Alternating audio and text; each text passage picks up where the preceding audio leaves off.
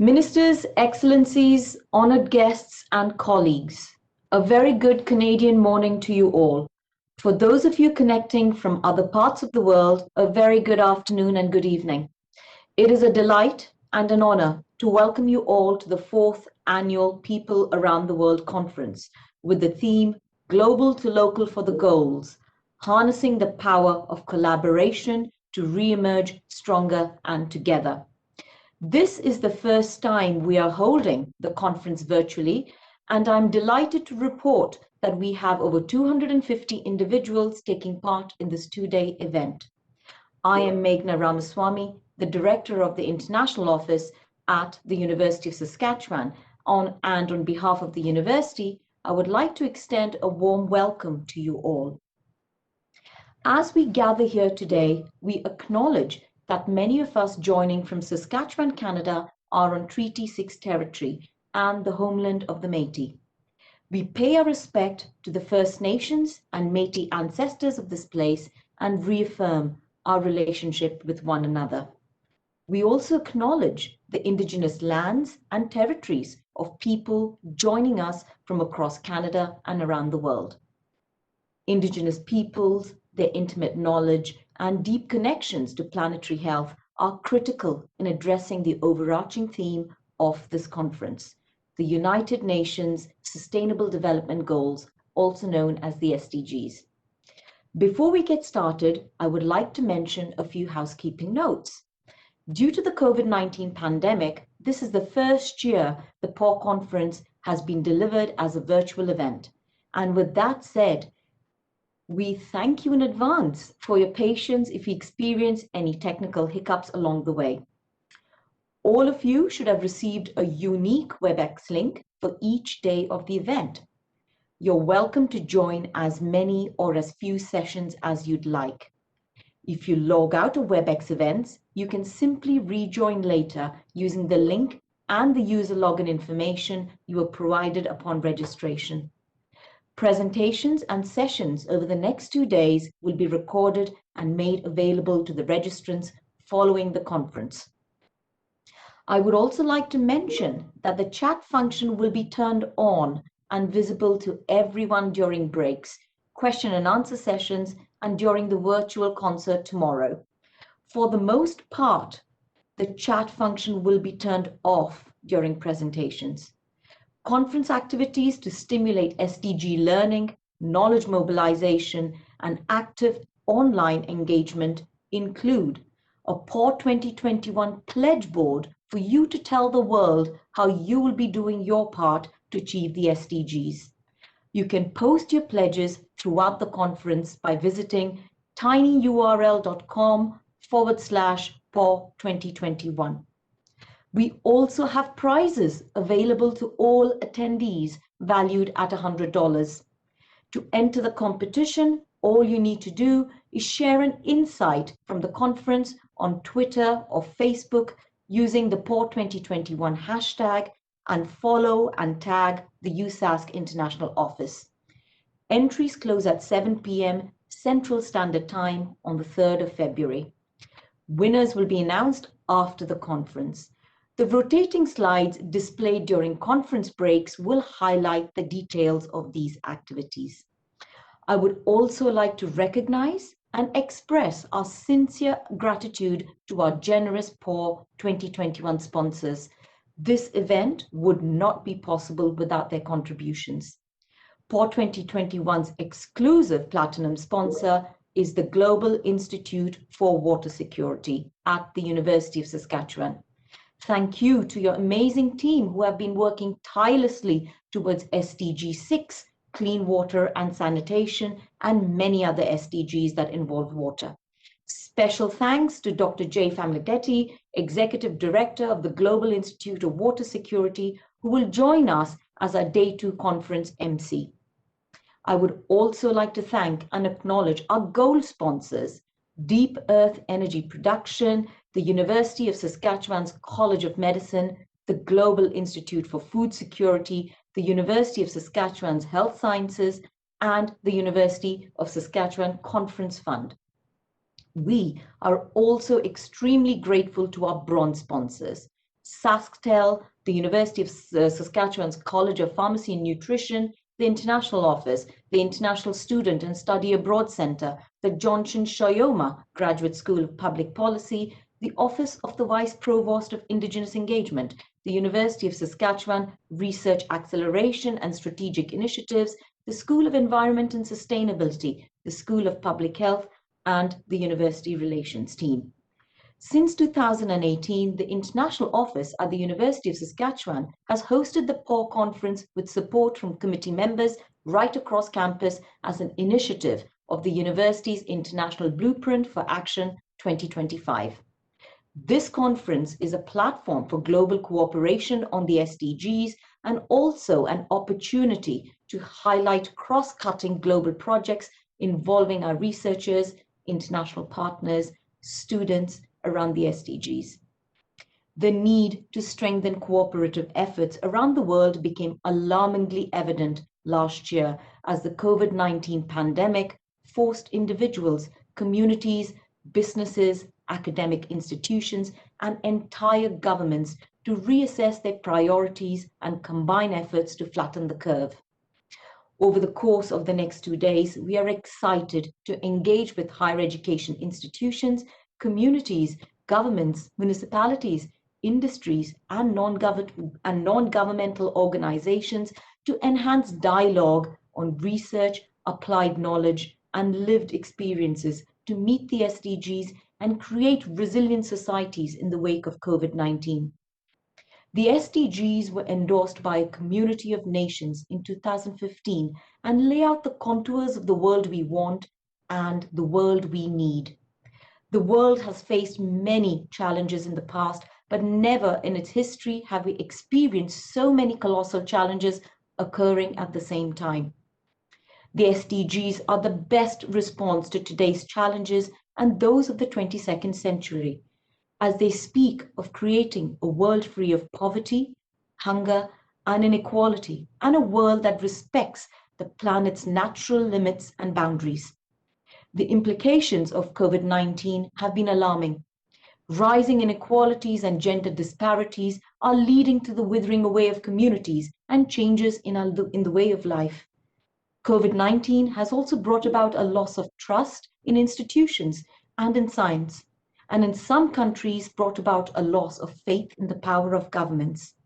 Having said that, I believe a complex world brings opportunities to work together to harness the power of collaboration and truly re-emerge stronger and united. From individuals and communities to institutions and entire countries, we have witnessed strong partnership development between many stakeholders. A shared roadmap for a people-centered and planet-sensitive future for everyone everywhere is more critical now than ever before. All of us are here today because we are committed to and share the passion of bringing about the reality of the 2030 Agenda. We are excited to bring together our university campus community, partners, friends, and international colleagues to advance global dialogue and research, incentivize collaboration, and share our enthusiasm, knowledge, and commitment to advance the SDGs. I wish each of you an enjoyable PAW 2021 conference, and I sincerely hope that together we are able to discover solutions and transformative actions to advance the SDGs and address the formidable public health and economic crisis facing the world today. Without further ado, I would like to introduce our first guest speaker, Elder Roland Duquette from Saskatoon, Saskatchewan, to bring prayers and greetings.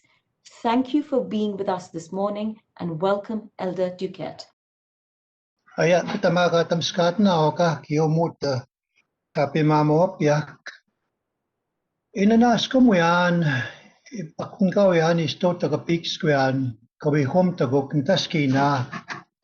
Kawi hom tagok kaya kakiyo katawa kais pa ikigo makawi mamskota mi.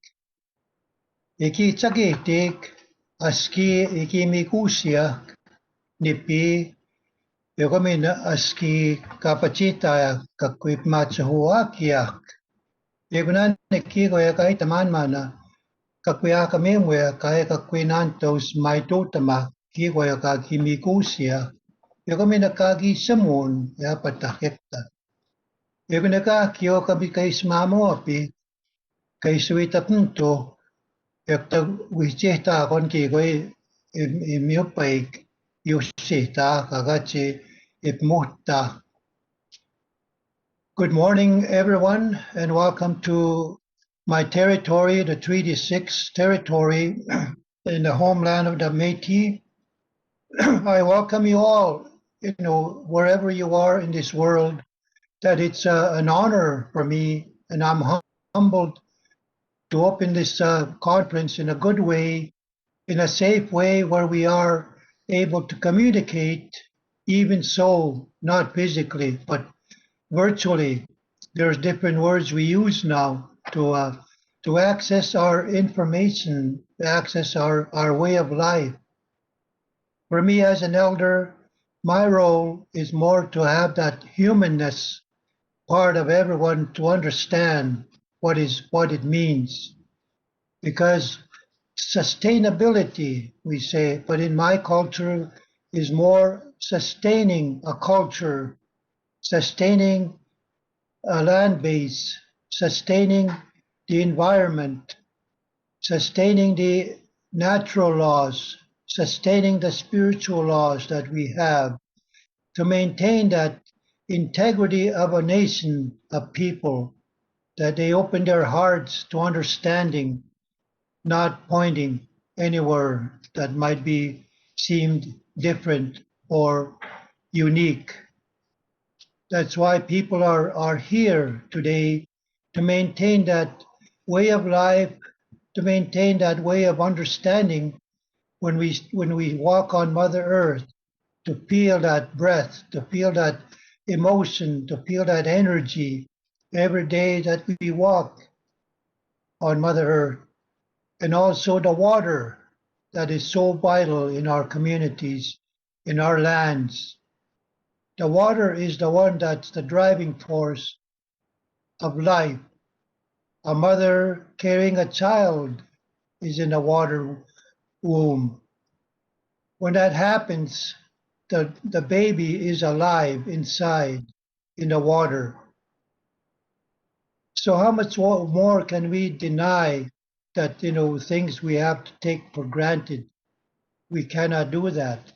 We have to understand how we came to this earth, to this way of knowing that we have a life, of breathing and extending that mobility of our limbs, of our minds, everything that was created by Creator. When we walk the land, we breathe with that energy, that oxygen that the plants, the trees give out.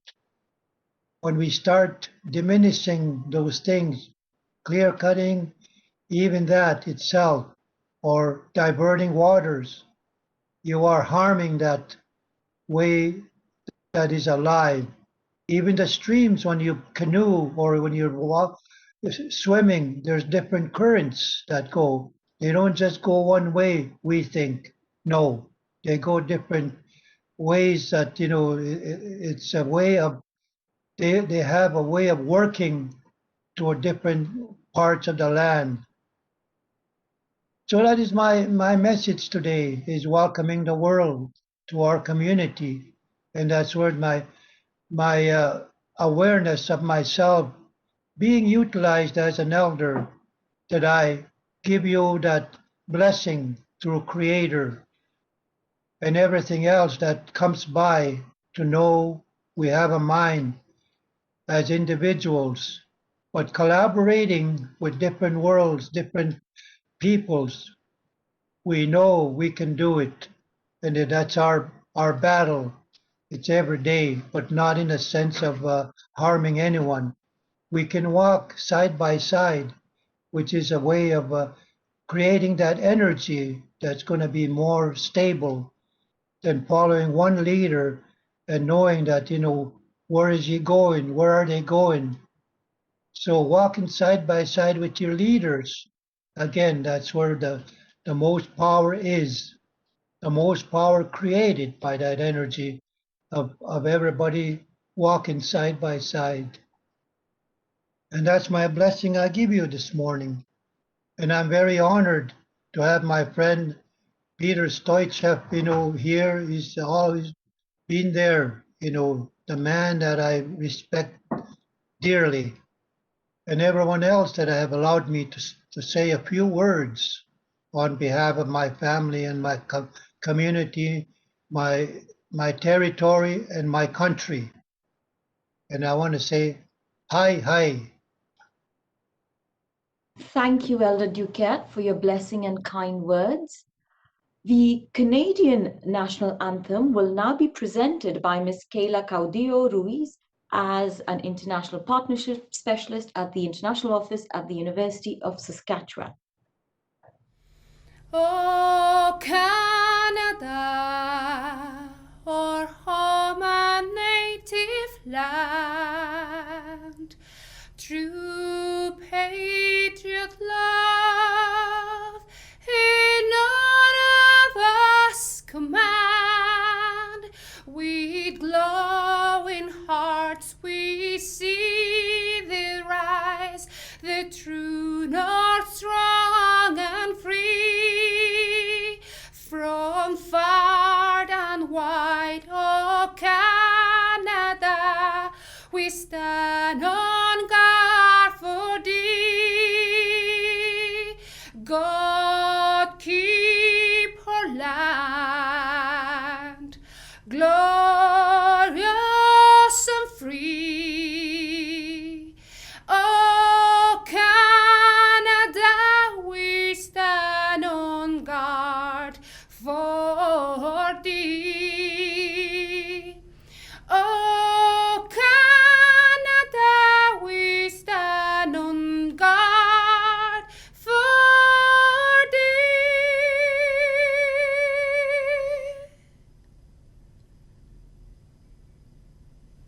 Thank you, Kiela. That was beautiful. It now brings me great pleasure to introduce the University of Saskatchewan's President, Dr. Peter Stoicheff. After serving as a professor and dean of the College of Arts and Science, President Peter Stoicheff was appointed the 11th president of the university in 2015. He has led our university to be one of Canada's top research-intensive medical doctoral universities with global impact in water and food security, synchrotron science, medical imaging, and agricultural technology. Welcome, President Stoicheff, to PAW 2021. Thank you very much, Dr. Ramaswamy, and a warm welcome to all of you who have joined us this morning from our campus community and from across the province and the country and from around the world. I'm delighted to hear in your introduction a few minutes ago that this is the best attended PAW People Around the World conference that has been held, and I'm proud that that's happening at the University of Saskatchewan. I want to give a special thank you to Elder Roland Duquette for the prayer and for your greetings. You've done so much to support this university, and you've been a great friend to me, and you help make this university a better place every day. And to Kiela Caudillo Ruiz from our international office, thank you for that wonderful rendition of the national anthem. Over the course of the next 2 days, we're going to be hearing from world-renowned researchers, global influencers, and local, national, and international leaders in their fields of expertise. It's a great lineup of speakers. We'll hear from keynote speakers, including Professor, best-selling author, and global sustainability leader, Dr. Jeffrey Sachs, clean energy expert, Dr. Phil DeLuna of Canada's National Research Council. I really look forward to those presentations. We're also looking forward to hearing from the Honorable Judge David Arnott, the Chief Commissioner for the Saskatchewan Human Rights Commission, the Honorable Karina Gould, Member of Parliament and Canada's Minister of International Development, and Livia Castellanos, Executive Lead with the Government of Saskatchewan's Ministry of Advanced Education. This is a tremendous group of speakers among many, and I thank the organizers of this year's conference and you, Meghna, for bringing together such expertise from throughout the province and across the country, and indeed from around the world. For the next 2 days of this conference, you will hear from individuals initiating positive change in their communities and their countries through an online exchange of innovative ideas, constructive collaboration, and sustainable strategies, all shared values at this, our University of Saskatchewan. Pulling this all together in a virtual environment is no small feat, and it also serves as a reminder of just how connected we all are.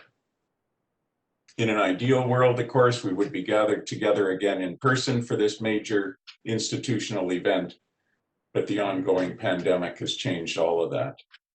What the global health crisis has not changed, though, is our commitment to being part of something bigger than ourselves, a commitment to the principles of sustainability and connectivity, and the importance of collaboration and innovation. The pandemic has changed all of us and fundamentally changed our lives, and we are in a world that will never be quite the same again, but we have the opportunity and the ability to harness the power of collaboration and a commitment that even though we're apart for now, we'll emerge stronger and together, and we'll have an even deeper appreciation for what can't be taken for granted: community and collaboration, the focus of this year's People Around the World Conference. For our campus community, the pandemic has fundamentally changed the way that we teach, the way we learn, and the way we interact and connect with one another locally and globally. It was almost a year ago, in March of last year, that the University of Saskatchewan quickly and successfully transformed itself to a remote delivery and remote access organization in order to ensure the health and safety of our campus community. We've got over 30,000 people on any given day ordinarily on our campus, people from over 130 countries from around the world on our campus. And we knew that we would have to handle the pandemic well in order not to be a site that caused the curve to go upward. Through one of the most challenging times in the history of the university, we continued our mission to deliver world-class academic programming and to conduct vital research that has local, national, and global impact.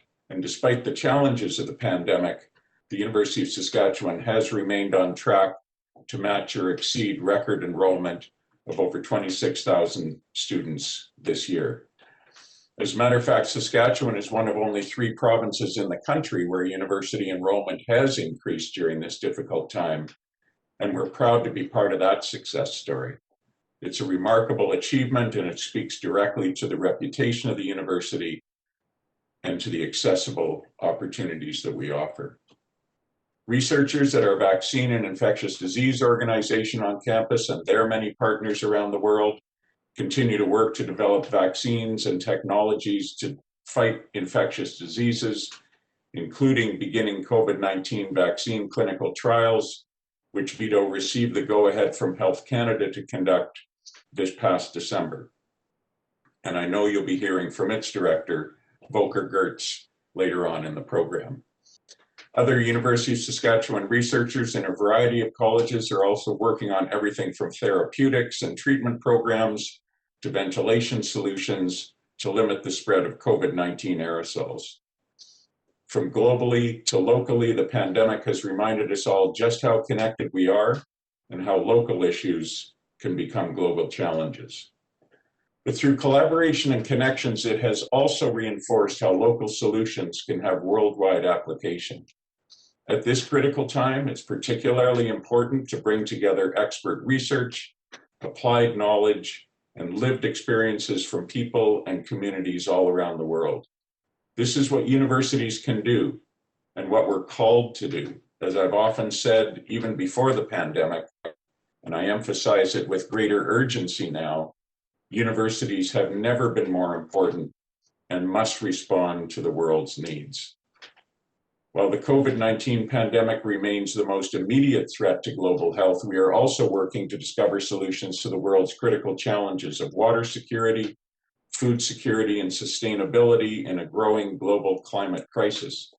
And I know you'll be hearing from researchers and leaders in our Global Institute for Water Security and our Global Institute for Food Security on the program. Over the next 2 days, we will explore how to emerge from the pandemic with renewed resiliency and a renewed sense of responsibility, to re-examine the steps required to address the United Nations Sustainable Development Goals. This university remains committed to the UN's call to action to protect the planet and poverty and to improve the lives of all in our shared global community. We began, for instance, our Sustainability Council 4 years ago, bringing together diverse disciplines to discuss what a sustainability strategy could look like at this university.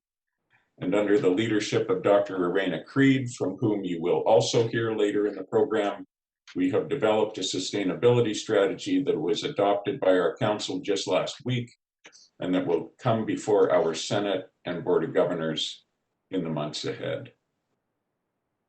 As a result of the good work that goes on here among our researchers, our students, and our staff, we were in the top 100 universities in the most recent Times Higher Education Impact Rankings, 96 overall out of the 766 participating universities from around the world.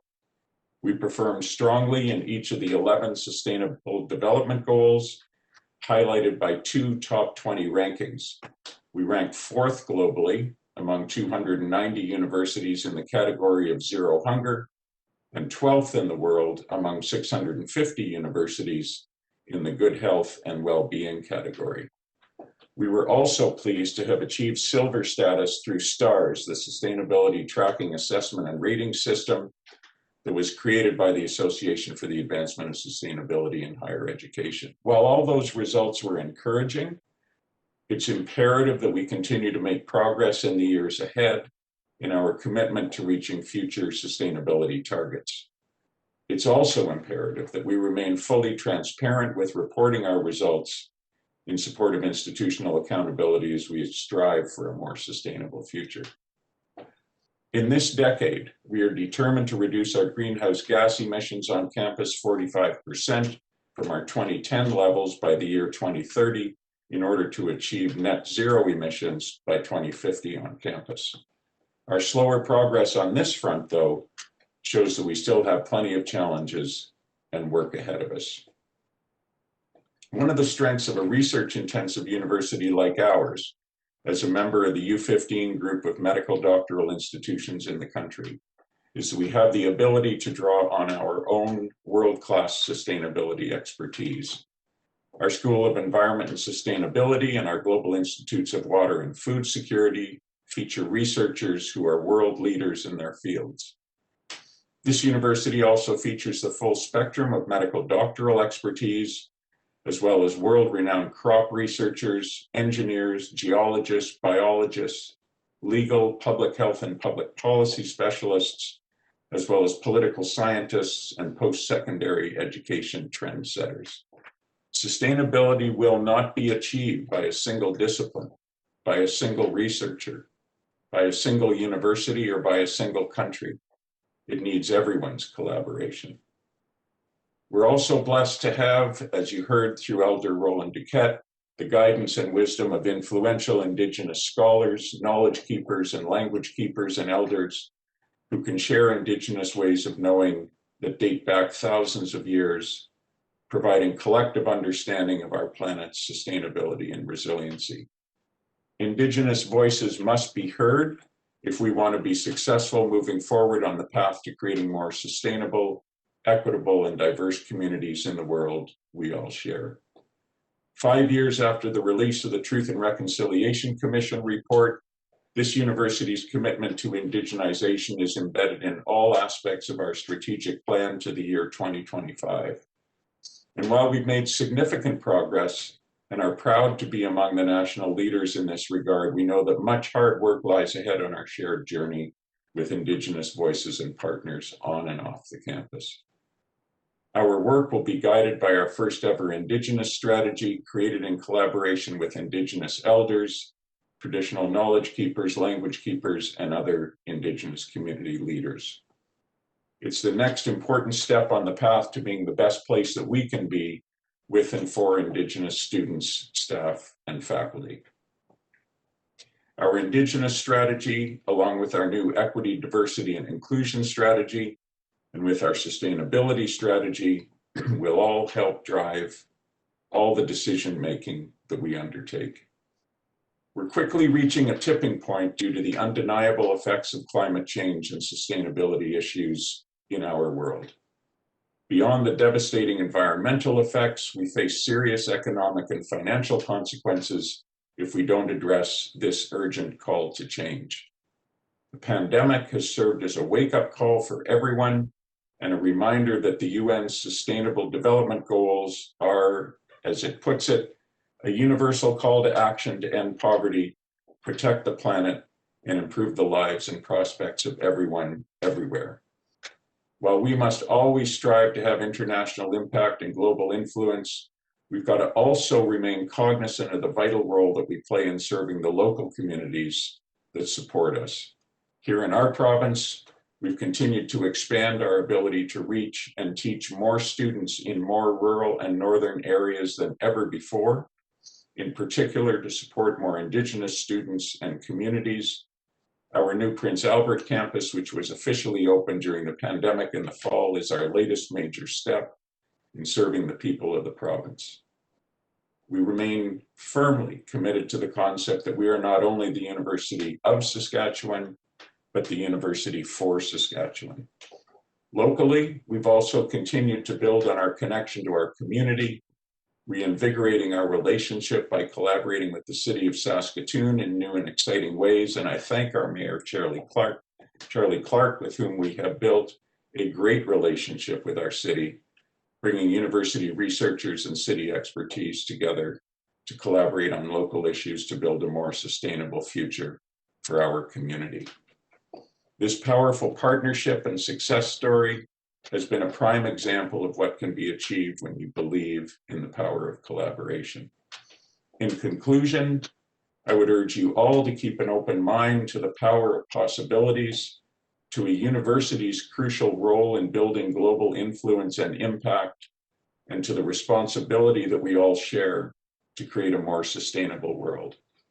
I want to thank, once again, all of you for joining us this week. Your perspectives and participation are needed now more than ever.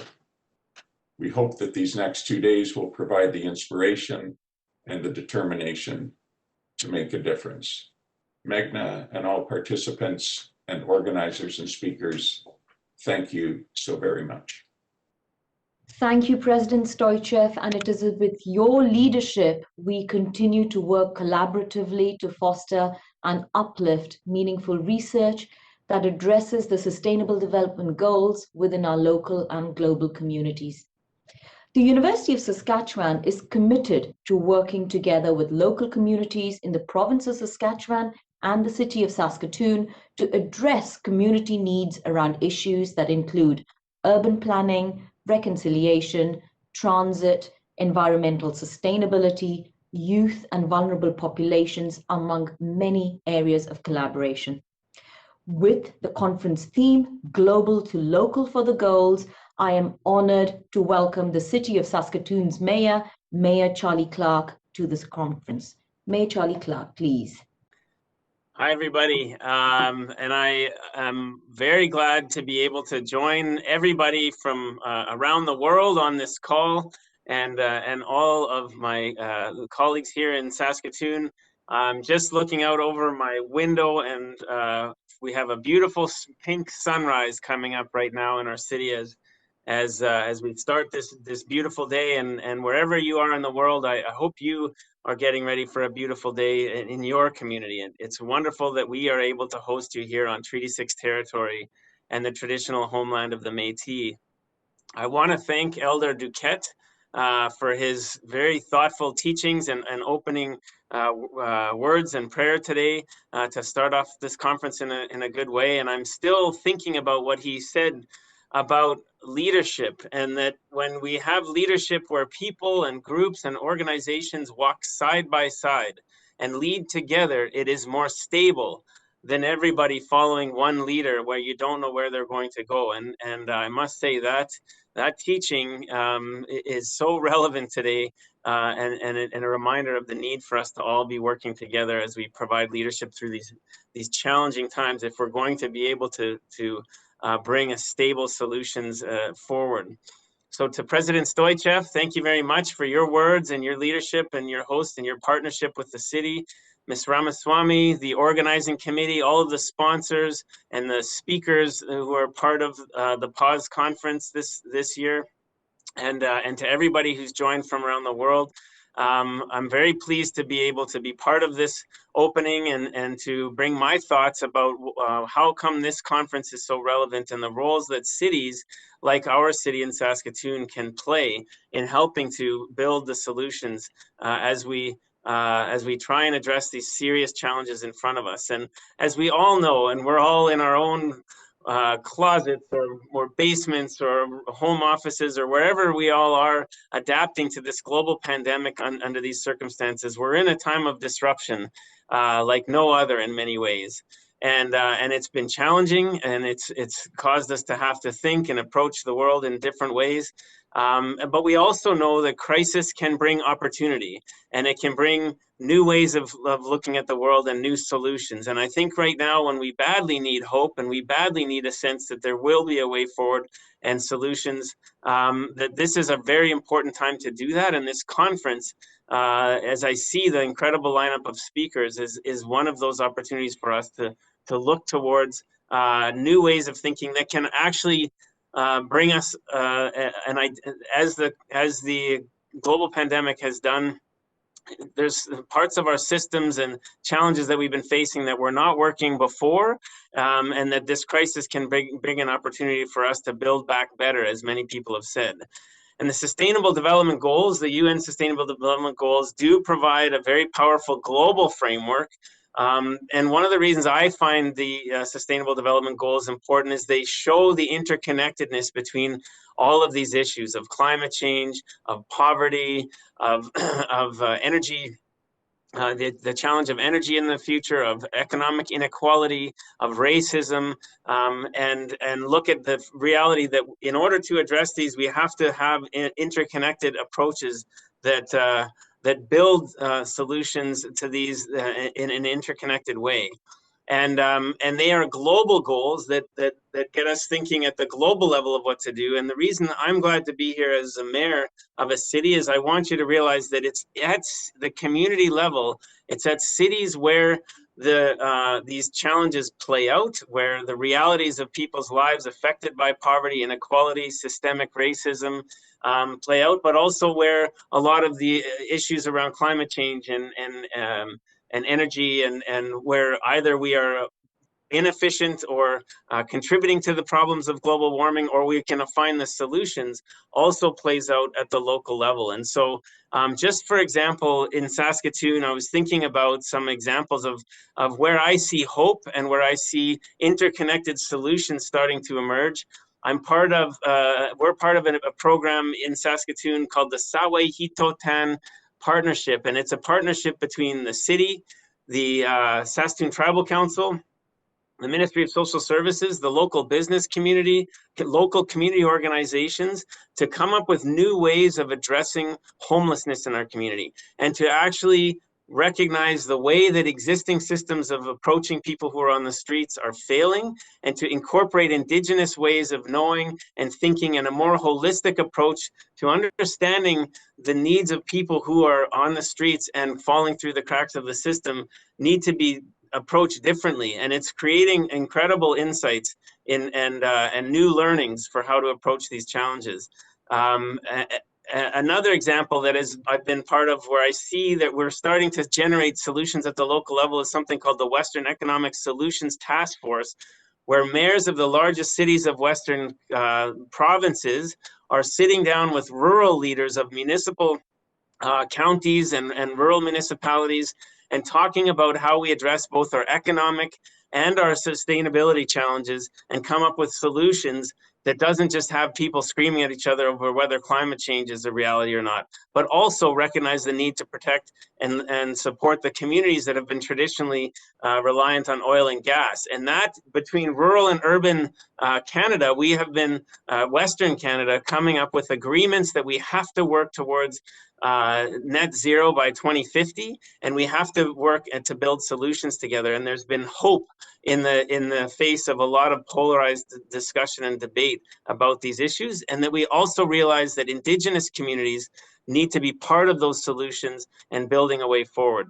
And just yesterday, at the local level in Saskatoon, we came up with a plan to have a new program for home energy retrofits to help people of all incomes who want to fix up their housing and fix up their homes, come up with ways to have more energy efficient homes, better quality homes, and we're working with industry and the home builders to do it. And it's those partnerships, the walking together and building partnerships where I think we can find a path forward that is less polarizing and less divisive.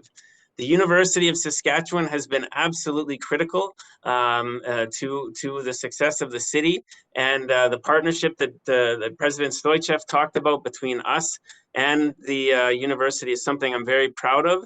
We have increasing alliances and research projects where our city staff and university researchers are coming together and working together on the solutions to these complex challenges. And we've developed a program called the Research Junction Program, where we provide grants between both the university and the city to help support that work. And it's been an innovative program that's producing great results for us.